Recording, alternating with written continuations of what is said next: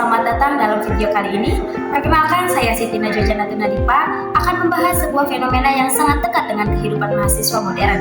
Sebuah layanan yang menawarkan kemudahan, fleksibilitas, dan kemampuan untuk membeli barang tanpa membayar saat itu juga.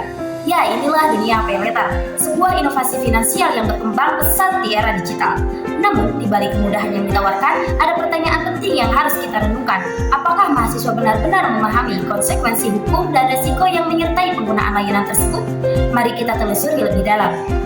Fenomena penggunaan layanan paylater di kalangan mahasiswa, terutama di mahasiswa Universitas Pendidikan Indonesia, menunjukkan tren yang terus meningkat. Banyak mahasiswa mengaku mengenal paylater dari media sosial, iklan aplikasi, hingga tawaran diskon ketika check out di e-commerce. Salah satu mahasiswa berinisial MP menyebutkan bahwa ia tertarik menggunakan layanan paylater karena adanya potongan harga khusus.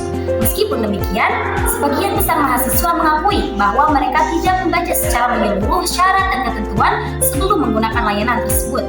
Mereka hanya memahami hal-hal dasar seperti bunga atau denda tanpa mengetahui konsekuensi hukum dari perjanjian digital yang sebenarnya mengikat secara resmi.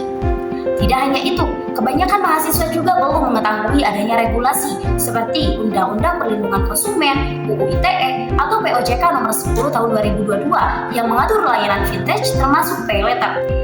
Kurangnya literasi hukum dan digital ini menyebabkan mahasiswa berada pada posisi rentan terhadap risiko seperti penyalahgunaan data pribadi, kesulitan dalam penagihan, atau kendala jika terlambat membayar.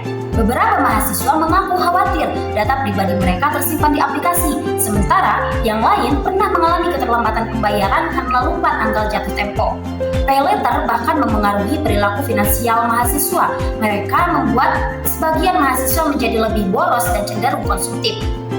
Menurut Otoritas Jasa Keuangan, mahasiswa merupakan kelompok yang rentan terhadap resiko paylater karena tingkat literasi keuangan dan buku mahasiswa masih rendah.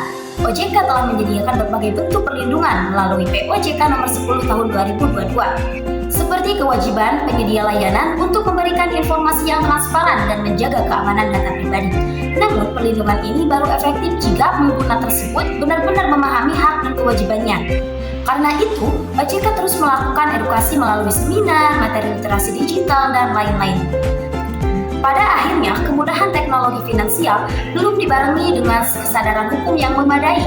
Paylater memang menawarkan kenyamanan, tetapi penggunaannya tidak lepas dari resiko yang dapat berdampak jangka panjang jika tidak dipahami dengan baik. Oleh karena itu, ada beberapa solusi yang dapat dilakukan, yaitu yang pertama, kampus perlu memperkuat literasi hukum dan keuangan digital.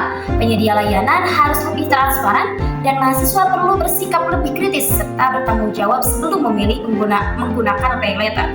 Dengan pemahaman dan kesadaran yang lebih baik, mahasiswa dapat memanfaatkan paylater secara cerdas, menikmati manfaatnya tanpa terjebak dalam resikonya. Terima kasih sudah menyimak, semoga video ini bermanfaat dan menambah wawasan kita semua.